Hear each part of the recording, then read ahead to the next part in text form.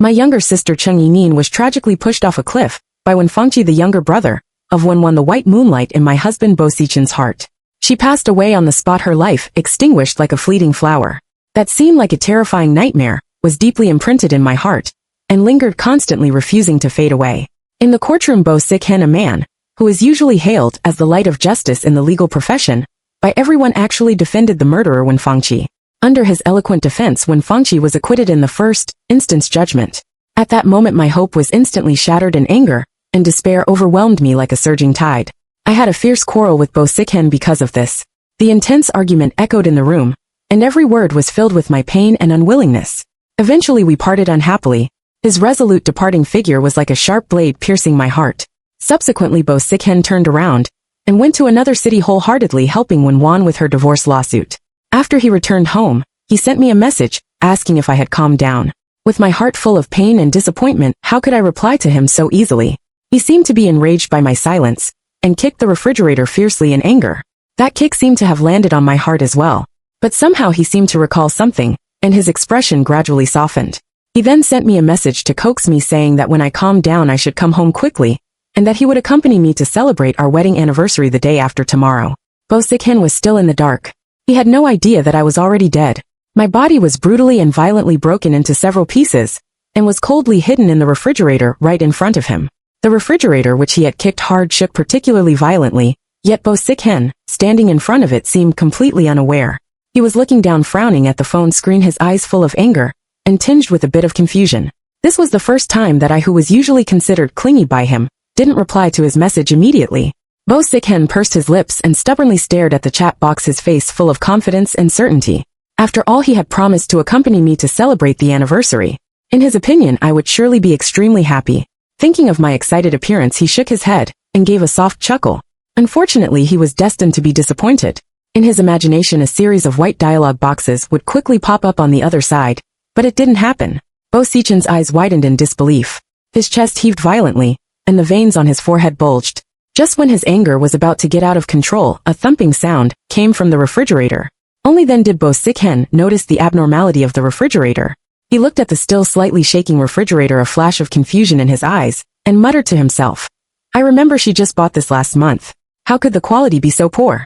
What else has she stuffed into the refrigerator?" As he spoke, he raised his hand and slowly reached towards the refrigerator. My soul floated beside him, watching quietly, and couldn't help clenching my hands. I had already completely stopped breathing. Logically, I shouldn't feel nervous, but at this moment, as Bo Sichen made his move, I felt as if my heart was about to leap out of my throat. I was lost in wild thoughts, wondering what reaction Bo Sichen would have when he opened the refrigerator and saw my body inside. Would he be sad? Or would he be scared? Finally, Bo Sichen's hand grasped the refrigerator door handle and was about to pull it open. Suddenly, accompanied by a manic cry, a shadow quickly leaped from under Bo Sichen's feet onto the table next to the refrigerator, knocking over the items in the bag and making a clear crashing sound, which was very similar to the sound that had just come from the refrigerator. Bo Sichen didn't hesitate and immediately withdrew his hand. He looked irritably at the toppled sodas and cursed in a low voice. Really buying so much? No wonder the refrigerator can't hold it all. However, when his dark face turned towards the chubby and mischievous figure, it instantly brightened. He beckoned and said, "Tang Yuan, come to daddy." Tang Yuan hissed at him, completely ignoring him, and then lay down on the table, with its round eyes staring fixedly at the refrigerator. Tang Yuan is a silver-shaded British short-hair cat. When I brought it home from the garbage dump, it was dirty all over, full of fleas, and extremely skinny, not at all attractive. But now it is chubby and round, really like a glutinous rice ball. Even the way it hisses is extremely cute. Bo Sichen probably also thought it was cute. He smiled, gently teasing Tang Yuan with his finger, and asked softly, "Where's your mommy?" As soon as Tang Yuan heard this, it became extremely restless. It jumped around the refrigerator, and a continuous gurgling sound came from its throat. Bo Sichen thought Tang Yuan was responding to him. His eyebrows softened and he said in a low voice, "You miss mommy just like daddy, right?" He sighed and reached out to touch Tang Yuan's head. But Tang Yuan suddenly let out a loud cry and slapped down with one paw. Immediately, several blood marks appeared on Bo Sichen's hand. Bo Sichen withdrew his hand in pain but didn't get angry. He just patiently cleaned up the mess, saying helplessly, "Tang Yuan, you." As he spoke, his gaze suddenly stopped on the document exposed under the bag. It was a divorce agreement that I had asked a familiar lawyer friend to draw up after having a big fight with him that day. In the agreement, I wanted nothing. I chose to leave the marriage with nothing, just wanting to leave him and this place that had broken my heart. Bo Sichen quickly read through the divorce agreement and immediately flew into a rage. He trembled all over and violently tore up the document. Pieces of paper fluttered down from the air like snowflakes. His eyes wide with fury, he shouted at the empty living room. Chung Shengxing, you want to leave me? No way. Even if you die, you have to die by my side. I was startled by his momentary madness, and stared at the refrigerator in disbelief, then turned to look at Bo Sichen. Should I say that his curse has already come true? After Bo Sichen roared, the smile on his face vanished completely. He stroked the wound on the back of his hand, glared coldly at Tang Yuan, and suddenly burst out, venting his anger. A beast is a beast, it can never be truly tamed. They say that a pet resembles its owner, and it's just as annoying as that woman. Tang Yuan was startled by the sudden shout. It has a timid nature, and usually would immediately scurry into a corner and tremble at the slightest loud noise. But today, it didn't run away. Instead, it continued to crouch beside the refrigerator, reluctant to leave, just huddling its head and meowing in protest, looking so pitiful. I looked at the frightened and wronged Tang Yuan with a pang of heartache, filled with deep guilt. I have implicated you. Bo Sichen, stop scolding. Tang Yuan is so obedient, it just wants to stay close to me and protect me, shouted anxiously. But Bo Sichen couldn't hear me. He continued to curse Tang Yuan in a fit of rage, even going so far as to say that he would throw the disobedient cat back to the garbage dump. Clearly, he used to love Tang Yuan even more than I did. How could he bear to do such a thing? I know that Bo Sichen is deliberately taking his anger out on Tang Yuan. He couldn't get in touch with me after he got home, and was already seething with anger. Then he was scratched by Tang Yuan, and saw the divorce agreement, which completely infuriated him. He scolded Tang Yuan for a long time, probably still feeling unsatisfied. He took out his phone in a fit of anger, retrieved my number, presumably intending to confront me. But when he was about to press the dial button, he suddenly hesitated, furrowing his brows tightly. Then, I heard him mutter under his breath, "Damn it, I won't fall for her tricks, that woman who loves to play petty games." Based on his understanding of me, he thought I was playing hard to get. I was somewhat surprised. Bo Sichen has always been cold and decisive in front of me, even in those intimate moments. He rarely showed any excessive emotions. I never expected that he would have such a torn and childish side in private. As time passed by minute, Bo Sichen just stood there blankly, holding his phone with an unreadable expression, until the message notification sounded. Bo Sichen suddenly came to his senses, raised his eyebrows with a hint of joy, and quickly opened the message. However, after seeing the content clearly, an obvious look of disappointment crossed his face. I was also curious, and floated over to take a look. It was a message from Wenwan. Wenwan is the childhood sweetheart whom Bo Sichen has always indulged in every way, and she is also the root cause of the constant quarrels between my husband and me. I looked at Bo Sichen with a strange gaze. Why doesn't he seem happy after seeing Wenwan's message? Could it be that he wishes the person contacting him were me? No, that's impossible. I quickly shook my head, dismissing this fantastical thought. Presumably because Bo Sichen hadn't replied for too long. Wenwan sent another message. She said, "Sichen, is it convenient for you to come to my place for dinner later? I really want to thank you properly for accompanying me to the city specifically, and helping me win the divorce lawsuit." It suddenly dawned on me that Bo Sichen had been on a business trip to another place for so many days, to help Wenwan with her divorce lawsuit. I turned my head to look at Bo Sichen. His eyes were cold and clear, and he stared at the chat window with Wenwan, his thoughts unknown. After a while he still replied, "I'm coming now." Then he turned around resolutely, and walked away. If Bo Sichen had looked back, he might have had a chance to discover something unusual, because he would have seen Tang Yuan stretching out its two paws, clinging to the refrigerator, and stepping alternately.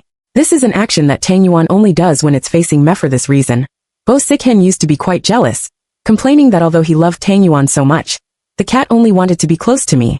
I followed Bo Sichen to Wenwan's house, and watched as he easily unlocked the door with his fingerprint. I wasn't surprised that he had the right to come and go freely in Wenwan's house. After all, they were playmates who grew up together since childhood sweethearts, and I was just an outsider who came later. The door opened, and Wenwan greeted him with a look of surprise. She bent down to hand Bo Sichen his slippers and said softly, "Sichen, you're here? Today, you must have a good taste of my cooking. I really put a lot of effort into it."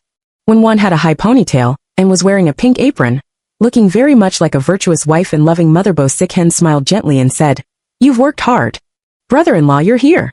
A loud male voice sounded, and when Fangqi, a tall and burly man wearing boxer shorts, walked out of the room. Brother-in-law. I didn't know that when Fangqi had always called him like that. Did he allow it? I thought probably so. Sure enough, Bo Sichen just responded indifferently. There was no discernible emotion in his voice. In short, he didn't refute it. When Fangqi immediately grinned widely and flattered Bo Sichen, saying, "Brother-in-law, you're really my idol. If it weren't for you, I would have been wrongly sent to prison." Indeed, if it weren't for Bo Sichen, when Fangqi would have been imprisoned. How could it be a false accusation? I glared at Wen Fangqi with hatred in my eyes, thinking of my younger sister Qing Yimin. I couldn't help but wish I could tear him apart. Anger, sadness, and pain intertwined, almost tearing my soul apart. I remembered the day when I had a big fight with Bo Sichen again. I never thought that my younger sister Qing Yimin, who was just going on a graduation trip, would never come back. She fell off a cliff, and at the time of the incident, only Wen Fangqi, Wen Wan's younger brother, was at the scene. Wen Fangqi said that Qing Yimin accidentally fell off, and he tried to pull her back but failed.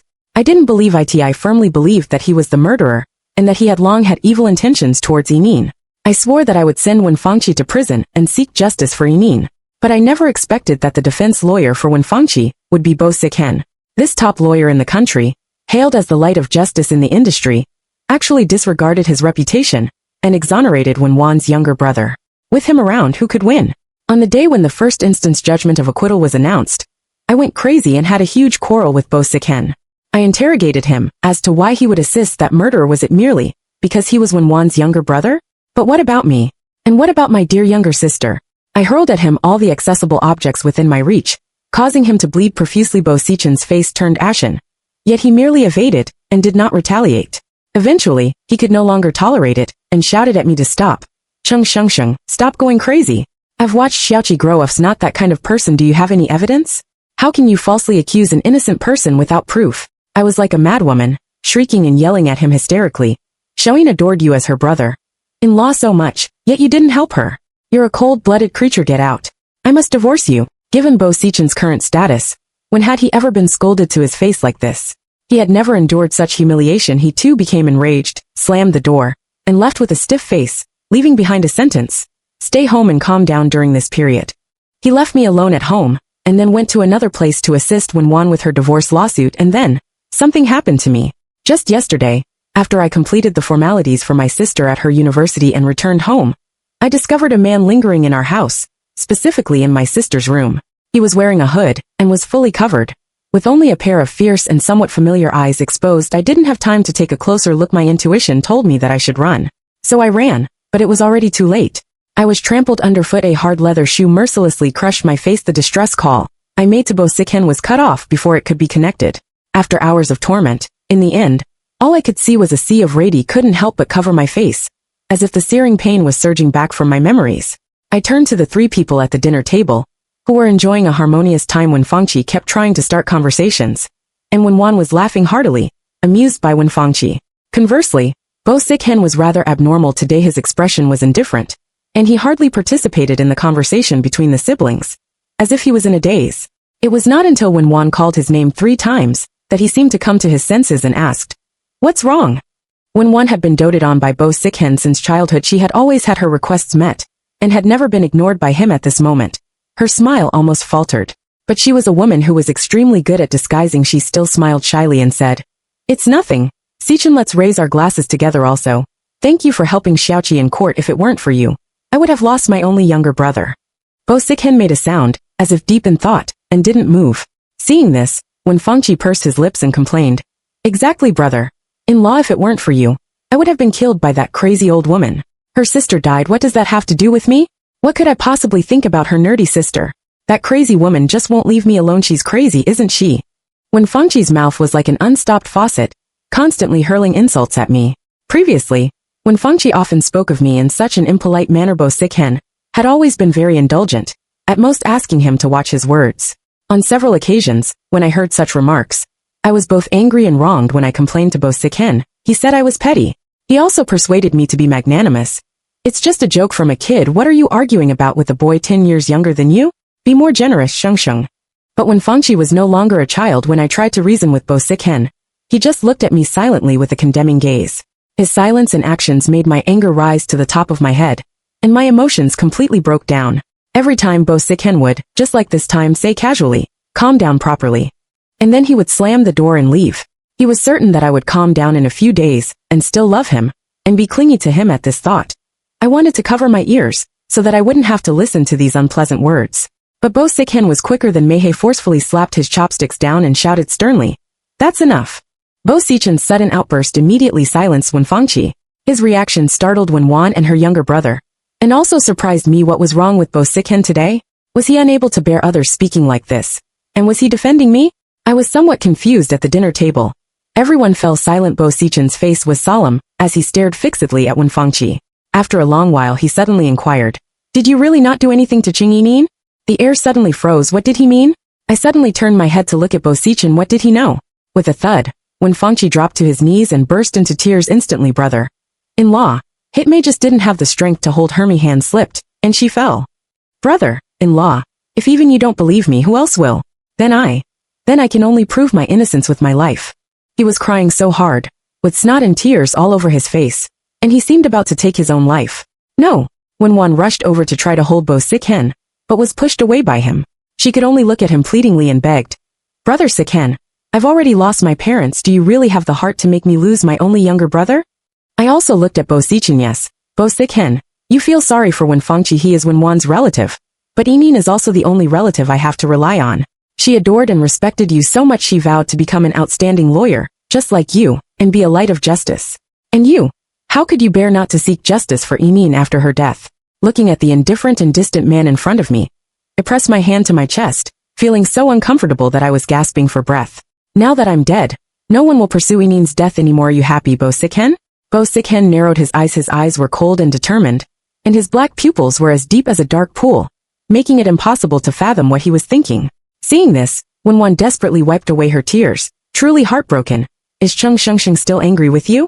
Sichen, did she cause the wound on your hand? She paused and then said angrily, "How could she be so barbaric?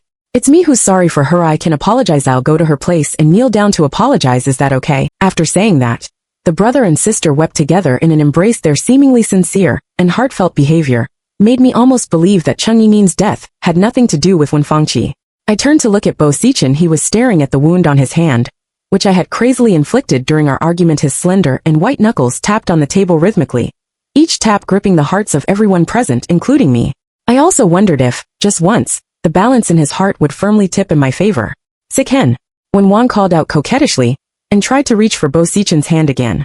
Bo Sichen brushed her hand away, and then let out a soft sigh, saying, "She's really heartbroken. You should find a time to apologize to her in person, otherwise the outcome of the second trial may not be favorable." With a casually uttered sentence, he glossed over the matter. Alas, how foolish I was. I shouldn't have had any expectations of him. Bo Sichen had always been like this, having no boundaries when it came to Wen Wan and her younger brother, whom he had known for many years. Wen Wan and Wen Fangqi naturally understood, and instantly beamed with joy. Wen Fangqi immediately stood up, raising his glass with a broad smile and said, "Brother-in-law, I'll follow your lead." He repeated, "Graduation photo? See ho." His gaze turned towards the wall calendar on the wall, as if confirming something of great importance. A pang of bitterness welled up in my heart. I thought that he probably remembered that before my sister went on the trip, he had promised me that he would accompany me to attend my sister's graduation photo session. At that time, I had also playfully joked with Bo Sichen, "How about we go directly to Tsinghua University to celebrate our wedding anniversary? It would be a great chance to relive our wonderful university days." Bo Sichen smiled and pulled me into his embrace, saying tenderly, "I'll do whatever my wife says." But now, in just half a month, everything had changed completely. Wen Fangqi was puzzled and couldn't understand why Bo Sichen had asked such a question. He still replied with a playful smile, "Yes, brother-in-law, come on. I sincerely invite you to attend." Bo Sichen withdrew his gaze and interrupted him, his voice turning a bit colder. "Fangqi, mind your manners. Don't call me like you did when you were a child anymore." Wen Fangqi's face instantly turned embarrassed, but he didn't dare to retort. He just mumbled in agreement. "Okay, brother Sichen." Wen Wan sensed that the atmosphere was not right and quickly changed the subject, saying, "Sichen, come with us siblings tomorrow. I truly hope that you can be with us on such an important day." "We'll see. I might have something to do the day after tomorrow." Bo Sichen didn't immediately agree, which surprised me greatly, because he rarely refused Wen Wan's requests. "In that case, go and be with that stupid woman Cheng Yinin, and let you two scoundrels be together." Wen Fangqi's voice was abrupt and eerie, with a twisted smile on his face. Come to think of it, that woman Cheng Yinin was quite smart. It's a pity she wasn't easy to deceive. Before he finished speaking, he suddenly grabbed a knife and viciously stabbed towards my face, shouting angrily at the same time, "The project is mine. The postgraduate recommendation qualification is mine. You can go to hell too, you bitch who dares to steal my sister's man." I widened my eyes in horror, and in my sight, there was only Wen Fangqi's ferocious smile. He advanced step by step, like a demon from hell. At this moment, after hearing Chen Yuan's words, the corners of Bo Sichen's eyes instantly turned red. Images of his recent days spent with Wen Fangqi flashed rapidly through his mind, thinking that he had been so close to the murderer, who killed me but hadn't noticed at all. A flood of remorse and self-blame welled up in his heart. No, perhaps he had once suspected something with his acumen. How could he have completely failed to notice those subtle clues? It was just that he had chosen to ignore those terrifying possibilities himself.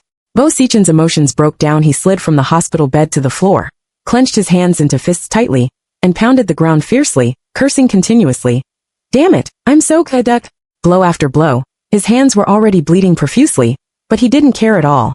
Where is he? Where is that bastard Wen Fangqi? Bo Sichen shouted wildly, his voice filled with anger and despair. Chen Yuan quickly soothed him, saying, He's been arrested. The police caught him at the airport when Wen Wan was seeing him off for his flight. Upon hearing this, Bo Sichen ignored the wounds on his body. Wearing a hospital gown and slippers, he rushed outside. He burst into the law firm and frantically searched through every cabinet and bookshelf, muttering to himself, Where is it? Where is it? Damn it! Where the hell is it? However, he found nothing. His eyes were bloodshot. Looking like an evil spirit in a fit of rage, he flipped over the table, and the documents scattered all over the floor with a clatter. The sealed bag that had been pressed at the bottom was revealed. His eyes lit up, and he pounced on it. When he saw the contents of the bag, he burst into tears of joy, exclaiming, Sheng, I found it. Seeing the necklace in the sealed bag, my anger surged like a turbulent tide. That was the necklace I had given to my sister. She had always worn it close to her body, but it had mysteriously disappeared after she fell off the cliff. The police officers had suspected that as long as this necklace was found, there would be a chance to trace the clues and catch the real culprit. However, they had searched the valley for several days, but found nothing. It turned out that it had been hidden by Bo Sichen, all along. Such an important piece of evidence. Yet he had concealed it in order to protect Wen Fangqi. He had betrayed his professional bottom line, and also broken the oath he had written stroke by stroke on the ideal wall, which was to make the world free from darkness. After being discharged from the hospital, Bo Sichen didn't go home. Instead, he entrusted Tang Yuan to a close friend, and stayed in the law firm's lounge himself. He commuted between the law firm and the procuratorate every day, just like every busy lawyer, collecting materials and poring over files. However, in the dead of night, he was often suddenly awakened from his nightmares. Then, with empty eyes, he would stare blankly at the ceiling, unable to fall asleep again. On the surface, his life seemed to have not changed much, but only he knew that the pain in his heart accompanied him like a shadow. A week later, Wen Wan came to the law firm, crying and kneeling at the door, begging Bo Sichen to save Wen Fangqi. Bo Sichen had a poker face. He called Chen Yuan coldly and ordered, Ask the bodyguards to drive her out. He turned his back and, with his hands behind his back, added, Don't let her in again. In the future Xingxing will be angry if she knows about it. Chen Yuan raised his head in surprise, his lips moving. Finally, he retreated respectfully and said, Yes, Mr. Bo. Under the dim night light, I quietly leaned against the sofa in a ghostly manner, watching Bo Sichen, who had a pale face. He was buried in a mountain of documents, looking focused and exhausted. He flipped through the materials quickly. Suddenly, a photo of the crime scene of the deceased came into view, which was a terrifying image of me after death. His body stiffened abruptly, and his pupils constricted instantly, as if struck by an invisible force. The photo in front of him, like a cruel reality, once again reminded him of the pain I had endured. He turned his head away violently, not daring to look anymore. He took out a cigarette with trembling hands, and fumbled for a lighter, trying to calm himself down. However, his hands were shaking so violently that he couldn't light the cigarette. After several attempts, in the end, he couldn't even hold the lighter steadily, and it fell to the carpet with a click. The calm he had maintained for days collapsed completely at this moment, like a kite with its string broken. Time seemed to stand still for a few seconds. He seemed to have all his strength drained away, and slumped to the ground, covering his face with his head bowed. After a long while, in the quiet office, his hoarse and mournful sobs could be heard, filled with pain, regret, and endless yearning. In the courtroom, Bo Sichen wore a solemn expression, and donned the formal attire that I loved to see him wear when he appeared in court. His countenance was austere as he forcefully presented one piece of incriminating evidence after another. Each word was like a sledgehammer, smashing mercilessly towards Wen Fangqi. He pressed forward step by step, his eyes revealing a resolute determination to ensure that Wen Fangqi received the punishment he deserved, and was consigned to eternal damnation. For some reason, this scene evoked a wry smile in my heart. Initially, Bo Sichen had been equally cold and pressed me hard to exonerate Wen Fangqi. Now, he was still the lawyer, but the object of his defense had been reversed. As I had always said, with Bo Sichen taking on a case, how could one lose? Eventually, Wen Fangqi was sentenced to death, to be executed immediately. Upon hearing this verdict, he was so frightened that he wet his pants on the spot, while Wen Wan wailed inconsolably. However, none of this could change the predetermined outcome. Bo Sichen went to pick up Tang Yuan, and brought it home. Entering the kitchen, he seemed intent on cooking personally. I propped my chin and quietly watched his busy figure in the kitchen. Sichen was an excellent cook in the past. I would always act coquettishly and ask him to cook, but due to his busy work and being frequently called away by Wenwan, in all the years of our marriage, I had only had the chance to taste his cooking a few times. After the meal was prepared, he first prepared food for Tang Yuan. However, ever since I was gone, Tang Yuan seemed extremely cold towards Sichen. It not only scratched him, but also refused to let him touch its head. Yet Sichen was not angry. Instead, he gently praised, "Tang Yuan, you're so good." Returning to the dining table, after sitting down, he placed my urn beside him. Tang Yuan, which had been under the table, seemed to sense something. It immediately picked up a dried fish with its mouth, jumped onto the table, and squatted beside my urn, lowering its head to continue eating the dried fish. Sichen smiled faintly and said softly, "Tang Yuan, you miss mommy too, right?" After saying that, as if not expecting a response from Tang Yuan, he picked up a mouthful of food with his chopsticks and placed it in the bowl in front of my urn, saying tenderly, "Sheng, eat quickly. This is your favorite sweet and sour pork ribs from now on. I won't work overtime and will come home every day to cook for you." He chattered on to my urn, as if I were still by his side. Finally, he asked softly, "Sheng, don't be angry with me anymore, okay?" I felt that Sichen's mind seemed a bit dazed. After all, how could an urn talk? However, clearly, when he was in the courtroom, his logic was clear, and his thinking was sharp. Everything was normal. It seemed that as long as it didn't involve me, he could maintain his rationality. Just like now, when Wenwan sent him a message for help saying, "Sichen, save Mimi X. Husband said he'll kill me if I don't remarry him." Sichen indifferently glanced at his phone, turned off the screen, and continued to eat quietly. It was not until 3 hours later that he unhurriedly called the police for Wenwan.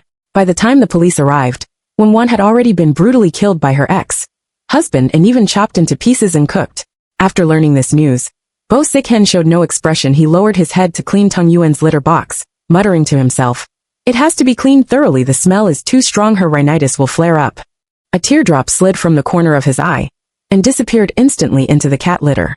I thought that perhaps Wenwan had long known that when Fangqi had killed me and my sister, that was why she had repeatedly helped when Fangqi out of trouble, and even actively invited Sichen to the graduation photo session, attempting to destroy the evidence. Perhaps Sichen had also guessed this, so now he clearly understood how much harm his past indulgence towards Wenwan had brought to me. If he hadn't listened to Wenwan and hadn't tried to exonerate Fangqi, but had instead resolutely sent him to prison, then perhaps I wouldn't have suffered such misfortune. Recently, Sichen seemed to be arranging his affairs. Before his death, he methodically handled the company's affairs and transferred power to the new manager. He asked his assistant, Chen Yuan, to accompany him home, packed up all of Tang Yuan's things, and then detailed Tang Yuan's various preferences to Chen Yuan. Finally, he handed Tang Yuan over to Chen Yuan. Chen Yuan had followed Sichen for many years. How could he not understand his thoughts? He held Tang Yuan in his arms, his eyes red and his voice choked. Sichen patted him on the shoulder and exhorted, "Work hard with the new boss and earn enough money as soon as possible to marry your girlfriend, who has been waiting for you for years. Don't be like Mei, got married, but didn't know how to cherish." Before Chen Yuan left, his eyes were bloodshot, filled with reluctance. A few days later, while Chen Yuan was playing with Tang Yuan, he inadvertently saw a news report. Yesterday, the gold medal lawyer Sichen committed suicide at home by taking a large number of sleeping pills. Chen Yuan's face was filled with astonishment, and the cat teaser in his hand dropped to the ground. He saw Sichen on the TV screen, still tightly holding an urn in his arms.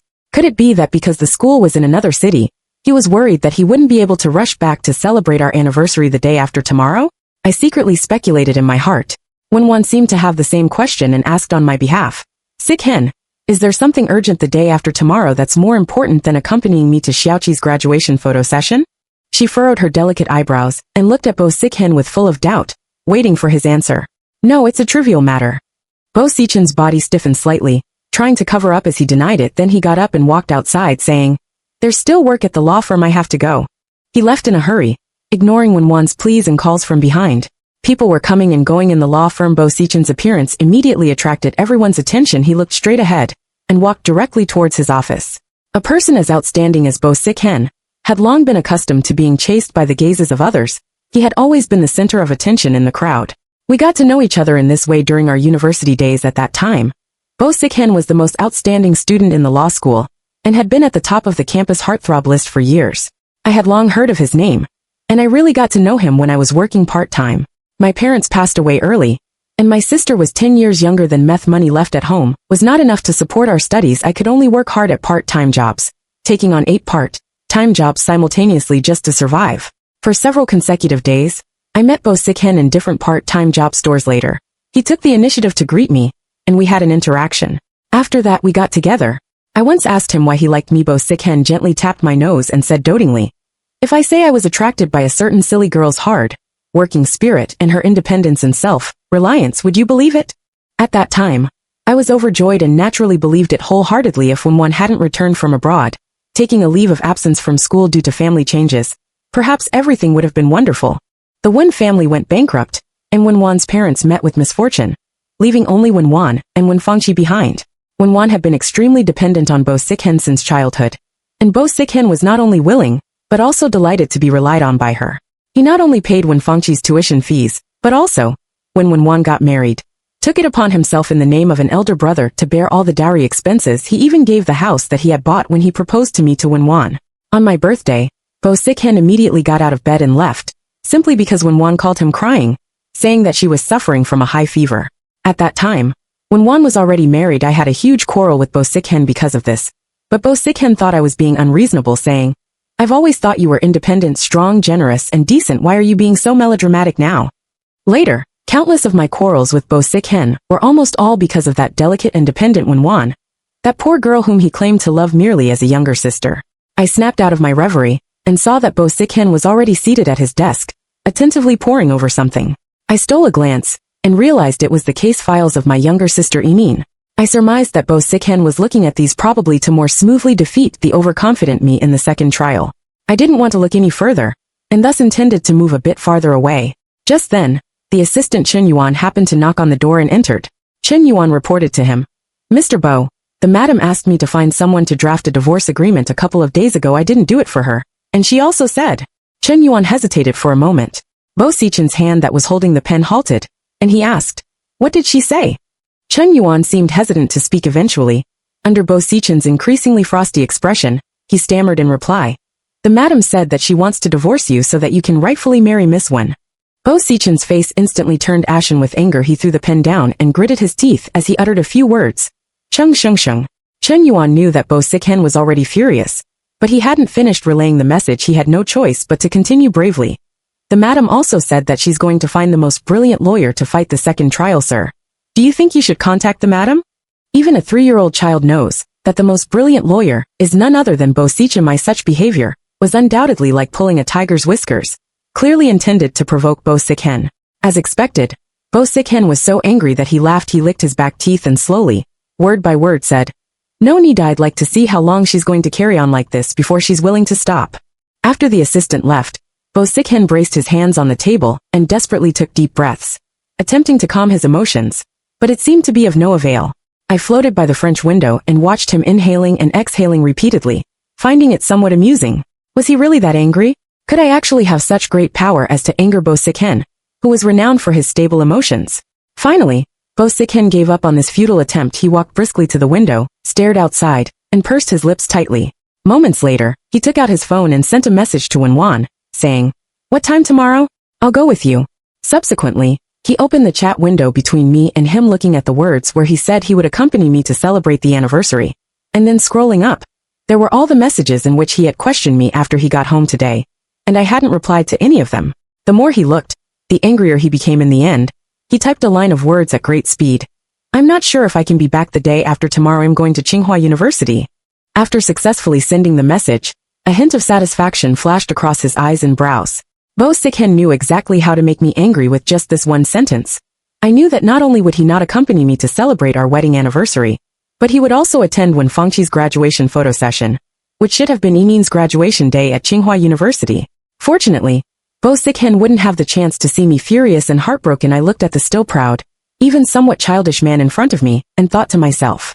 The next day, Bo Sichen woke up in the lounge of the law firm. The first thing he did was to open the chat window with me, hoping to see if I had replied. As expected, there was nothing. He snorted coldly and said, "She can really hold her ground."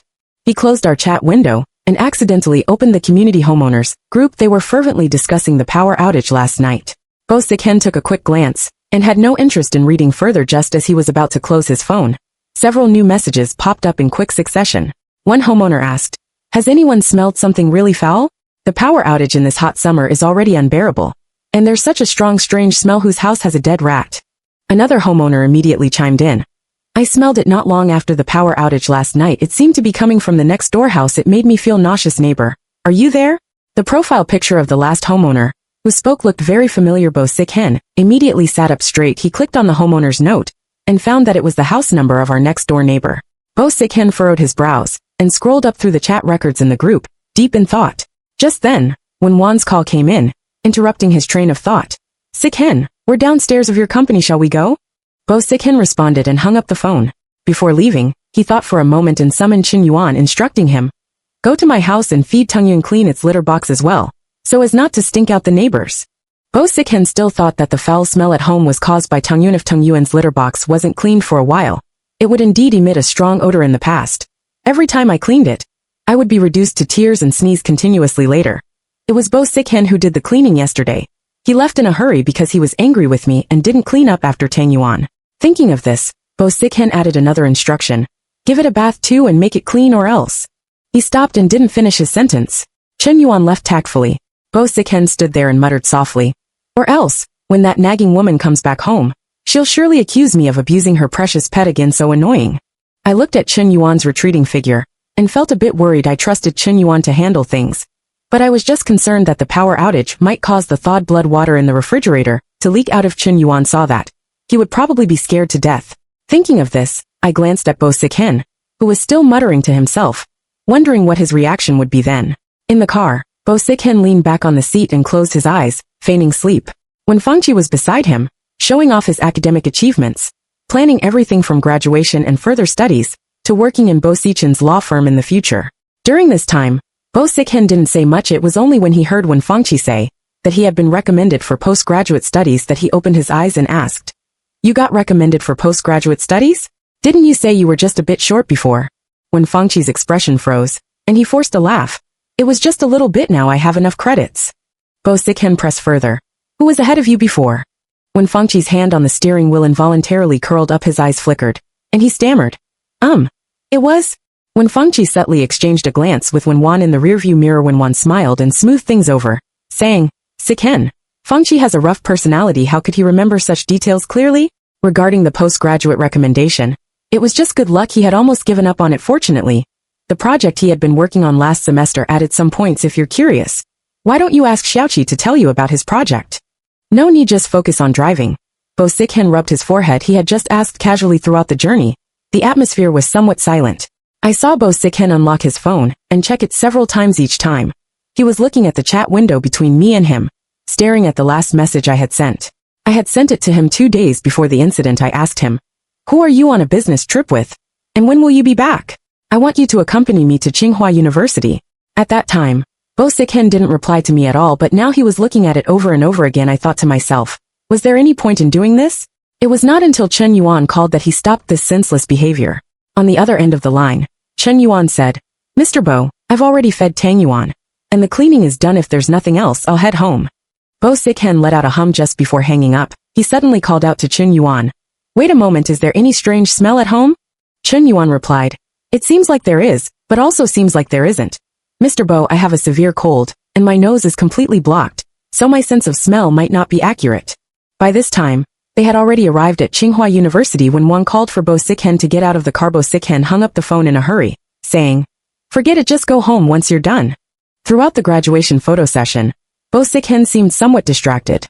Several times, when Wan spoke to him, he seemed not to hear her, which made Wan's expression turn a bit sour. In the end, Sichen distanced himself from the crowd, walked to a tree in a somewhat irritable manner, lit a cigarette, and started smoking. I circled around him, curious about what exactly was bothering Sichen. So much his annoying wife was not by his side, and he was with his beloved childhood sweetheart sister. What else could be troubling him? When the cigarette burned out, Sichen seemed to have made up his mind. He gritted his teeth and said, damn it, this is the last time I'll coax her. As if he had found a sufficient reason for himself, he quickly took out his phone, dialed my number, and waited, with a hint of anticipation in his expression. I saw his fingers unconsciously rubbing the corner of his clothes, which was a sign of his nervousness. Back then, when he proposed to me, he almost wore a hole in the corner of his clothes, and I teased him about it for a long time. But this time, his nervousness was in vain. On the other end of the phone, There was only the cold robotic voice of the artificial intelligence announcing, "The number you have dialed cannot be reached." No matter how many times he dialed, the result was the same. Sichen was stunned. "It's turned off," he exclaimed. "She turned off her phone?" He stared fixedly at my phone number, his face filled with disbelief. Unlike others who would be angry upon hearing that the phone was turned off, Sichen was somewhat panicked, and his eyes were brimming with anxiety. How could he not be panicked? Sichen knew my personality very well. I had an obsessive-compulsive disorder about battery levels. I would never forget to bring a power bank. No matter what else I might forget, I always made sure that my phone had more than half of its battery power. It was impossible for my phone to be turned off, unless, as a top lawyer, Sichen had been involved in too many strange and unusual cases combining the recent abnormalities. He had a feeling that some thought was about to surface in his mind. His lips trembled as he tried to calm himself down. Maybe her phone was stolen. Seriously, she doesn't even know to borrow a phone. Before he could finish speaking, an unfamiliar number called his phone. The ringtone kept ringing, as if an ominous premonition was about to be confirmed. Sichen's breathing quickened, and his eyes were filled with fear. After a long while, he took a deep breath, picked up the phone, and said tentatively, "Hello. Hello, sir, this is Hui in Finance." The redness in Sichen's eyes intensified. He realized that he had overreacted. A sense of shame for being fooled by his own wild imagination rushed to his head, feeling like an insult to his intelligence. For the first time, he cursed without caring about his image. "Are you crazy?" With a snap, he hung up the phone. Just as he was about to put away his phone, another call came in. Sichen angrily answered it and shouted, "You're insane. I'm not buying. I'm not interested." There was a long silence on the other end of the line before someone spoke softly. "Mr. Bo, it's me." It was the voice of his assistant, Chen Yuan.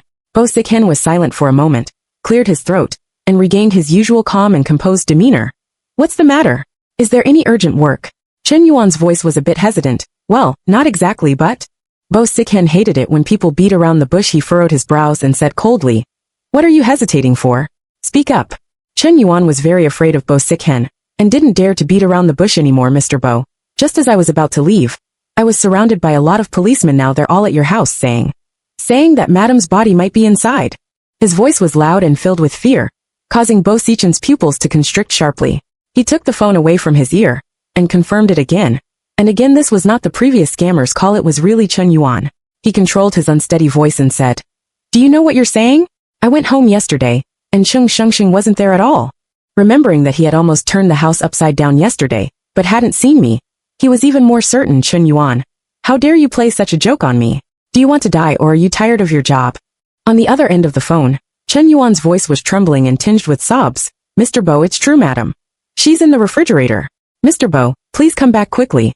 Sichen's legs went weak, and he almost fell to the ground. He leaned against the tree trunk, his face pale, and his words incoherent. "No, it can't be. Who is it?"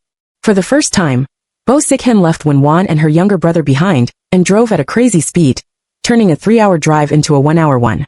He stumbled back home. Chen Yuan was looking around at the door when he saw Sichen. He rushed up to him anxiously, his eyes red. "Mr. Bo, it was your neighbor who smelled something strange and reported it to the police." Sichen said nothing, pushed him aside and walked straight in. Several police officers were gathered around the refrigerator, making records. Some of them couldn't bear to look at the situation inside the refrigerator and turned their heads away. The short distance seemed to take Sichen a long time to walk. His steps were unsteady, and he staggered several times. Yet he refused to let Chen Yuan support him. For the last few steps, he almost rushed forward. "Sichen, don't look." I tried to stop him, but ended up grasping at nothing. Sichen raised his eyes and was directly facing the wide-open refrigerator inside. My body was broken into several pieces, wrapped in a transparent bag, and stuffed in the compartment. The blood and minced meat were mixed together.